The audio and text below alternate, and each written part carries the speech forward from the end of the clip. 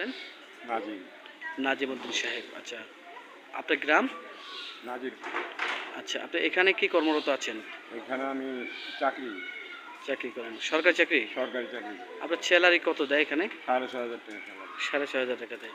তো আপনি বললেন যে আসলে আপনাদের অনেক কষ্ট, অনেক দুঃখ। কি একটু বলবেন? বলি আপনি যদি কন। জি বলেন।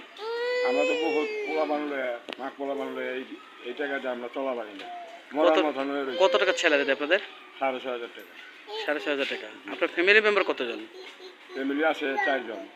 ৪ জন ৬,৫০০ টাকা বেতন দেয়। হ্যাঁ, মানে গভর্নমেন্ট থেকে ৬,৫০০ টাকা বেতন পান। হ্যাঁ। তো আসলে এটা কি আপনাদের কষ্ট হয়? কষ্ট না। এই একবেলা ৩ বেলা খাওয়ানোর পয়সা হয় না তো এই টাকা দিয়ে।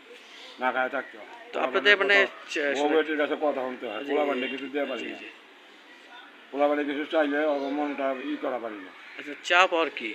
আমাকে চাবো আমাকে বেতনটা যদি সরকার যদি বাড়ায় দিত এইটুকুই আমাকে বেতনটা মনে করি এই টাকা দিয়ে চলে না।